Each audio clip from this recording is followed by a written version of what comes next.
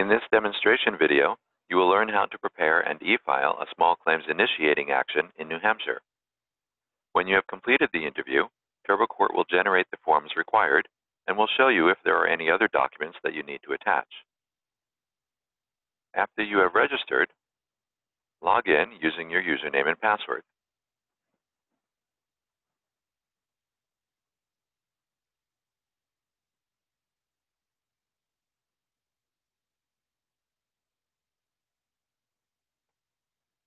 Click Change Jurisdiction if New Hampshire is not already showing.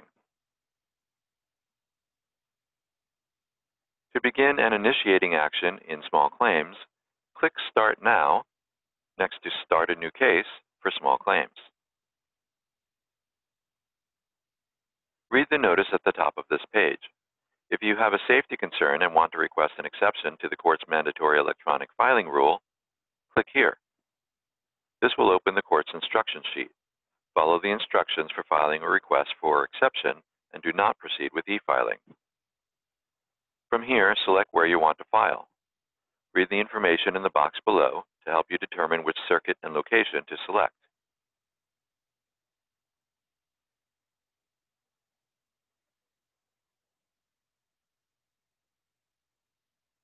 If there are multiple filing locations available in the circuit you have chosen, select the one you want to file into from the location drop-down box.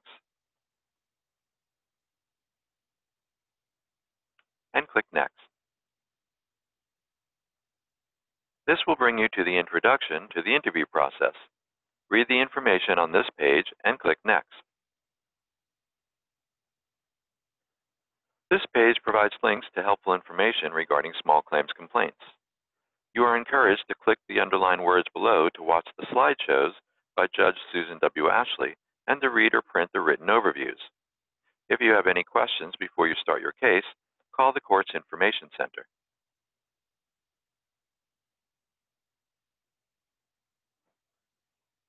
Starting a small claims action. If at any time you need additional information, you can click on any of the frequently asked questions, or FAQs, on the right to get the answers. Read the information presented and click Close when you're done.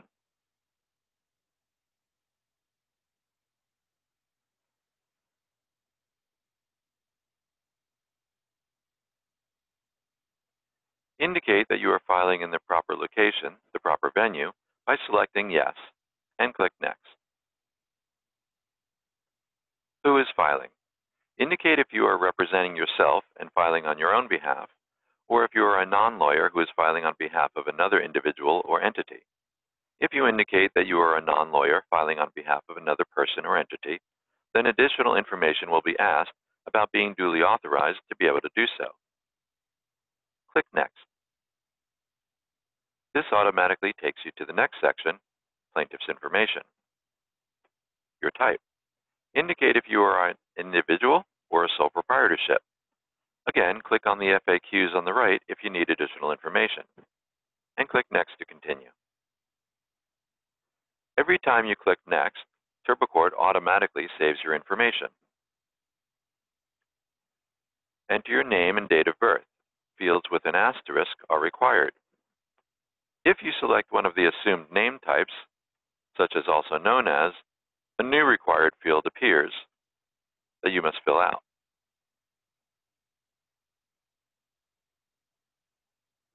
Click Next when you're ready. Enter your residence address. If your mailing address is different than your residence address, check this box. Then you can provide your mailing address on the following screen.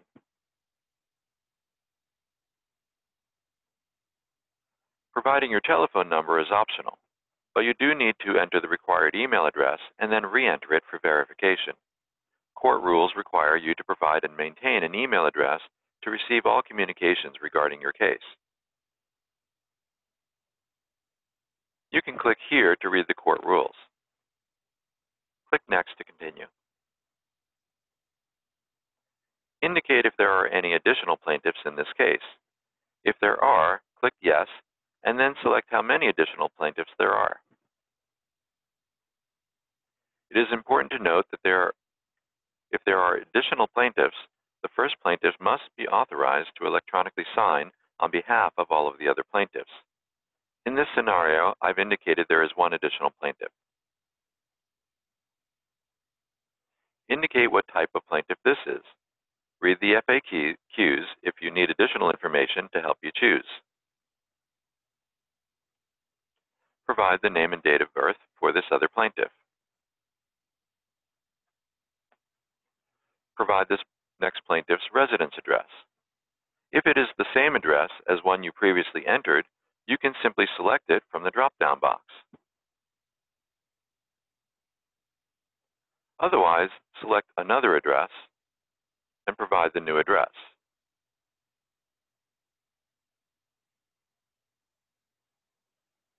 Click Next to continue. Enter the email address for this plaintiff and click Next. On this screen, confirm that the first plaintiff is authorized to sign on behalf of the other plaintiffs by selecting Yes. You can click on any of the links to read the New Hampshire court rules for electronic filing.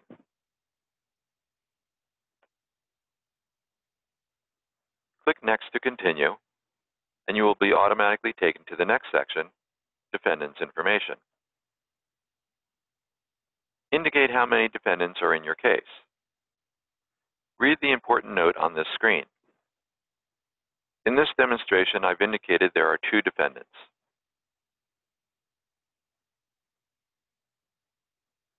Indicate what type of plaintiff this is. Read the FAQ, how should I list the defendants,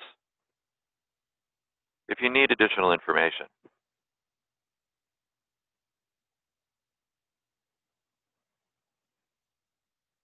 Enter the defendant's name, address, and if you know their phone number and email address. These, however, are not required for the defendant. If you do provide an email address, it is for court information only and will not be used for e-service at this time.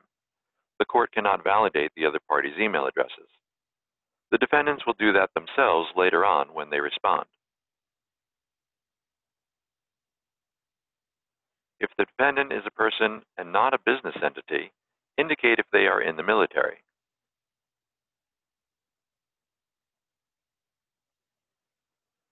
On this screen, enter your supporting information regarding how you know that the defendant either is or is not in the military. Anytime you enter information into a multi-line box, such as this one, you need to be careful about providing confidential information. Read the FAQs on this page to get additional information. If I check this confidential information box, it will provide instructions explaining how to include confidential information. For example, if you are providing dates of birth, account numbers, social security numbers, or something similar, that is considered Rule 12c confidential information, and so it needs to be split up. In that situation, you would check this box, enter the non-confidential information in the top box, and enter the confidential information in the bottom box below. And in addition, there may be other details that do not fall into the Rule 12c category, but you still want it to be kept confidential. In that situation, check this box and enter all the details in the multi-line box at the very top. You will also need to attach a motion to seal when you finish the interview. The court will rule on that motion regarding whether the information you provided should or should not be kept confidential. TurboCourt provides you with a link to that court form later on so that you can fill it out and attach it if you need it. If you are not including any confidential information, then simply leave this checkbox unchecked. And click Next to continue. For the second defendant, I indicated that they are a limited liability company to demonstrate what to do when the defendant is a business entity and not a person.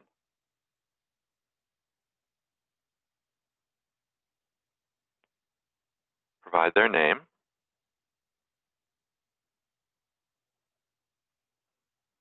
for the address, you can always use a previously provided address if the dependents share the same address. Otherwise, select another address and enter that information.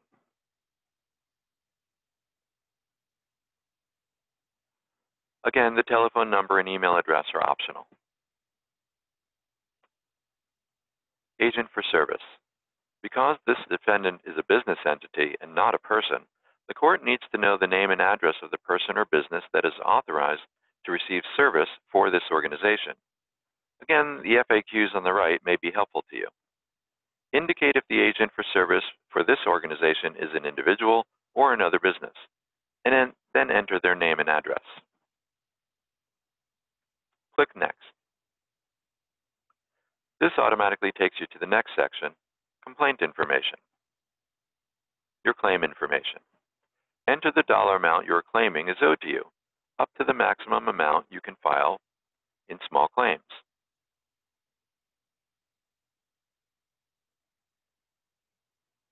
And check either of the checkboxes if they apply regarding the nature of this debt.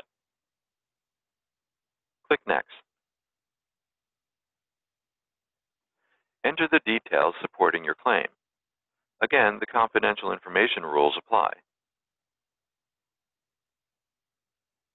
When you're ready, click Next. This screen informs you that if your claim amount is more than $1,500, the defendant has the option to request a jury trial. Payment options. Based on the nature of this filing, a filing fee will be assessed by the court. Your payment options are pay online with a credit card, pay at the court with a credit card, cash, or check, or request a fee waiver. You can click on each of these links to learn about them. Note that if you choose to pay at the court, you may submit your electronic filing now and then submit your payment by cash, check, or credit card at the appropriate court clerk's office or mail a check. However, your case will not be considered filed until payment is submitted and received. The filing may be deleted after 5 days if the filing fee is not paid. Also note, if you think you cannot afford the filing fee, check this box. The court might grant a motion to waive the filing fee. You will need to explain why you believe you should not have to pay the filing fee by filling out a motion. A complete statement of assets and liabilities will also need to be provided. These forms must be filed along with your complaint. Tilbrook Court provides you with links to these court forms to fill out.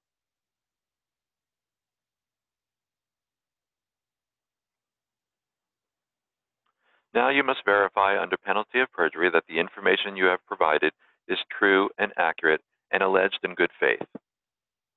Check this box to agree and click Next to continue.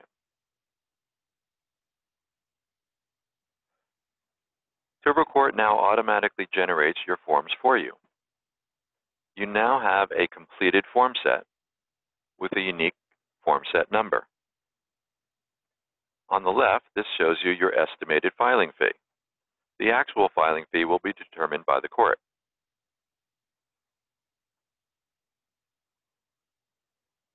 You can view the forms by simply clicking the View link.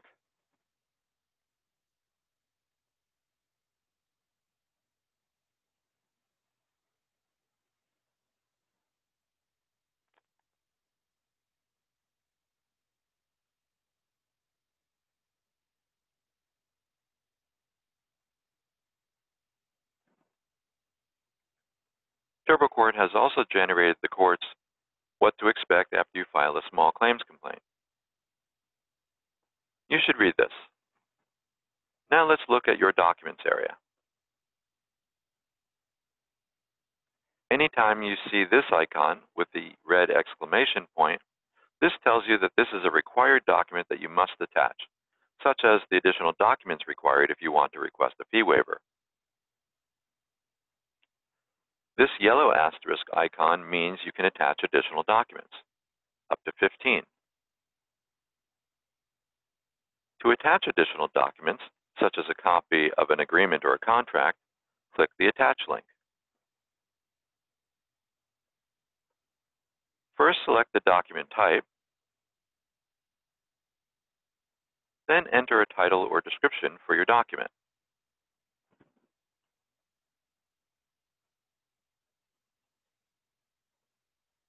Then click Choose File to select your file.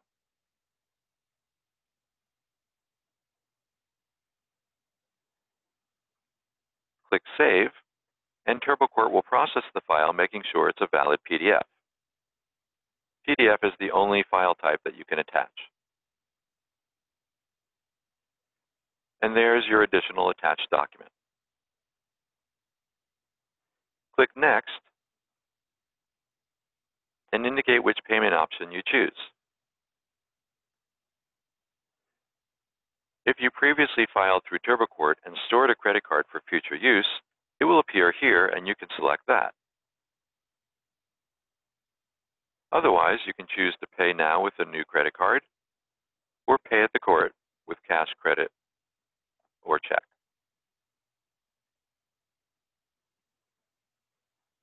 Click on the information icon for instructions regarding paying at the court.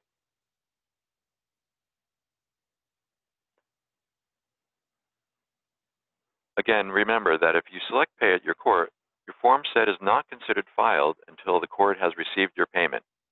And if payment is not received within 5 days, the form set may be deleted. Enter your name, and by submitting your documents, you agree to the terms and conditions, which you can read by clicking here. Click Submit.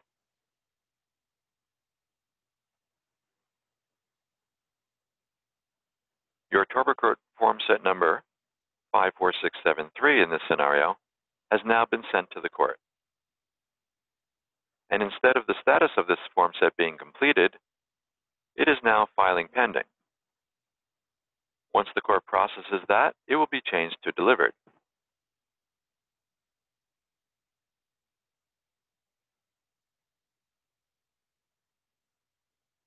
And once the court accepts your filing, the status will be changed to accepted.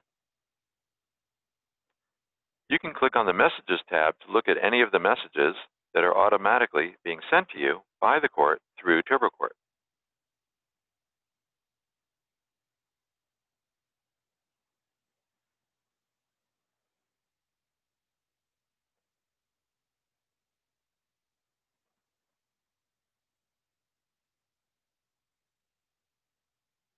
And you're done. Now you're simply waiting to find out the status of the court's processing of your submission. Congratulations.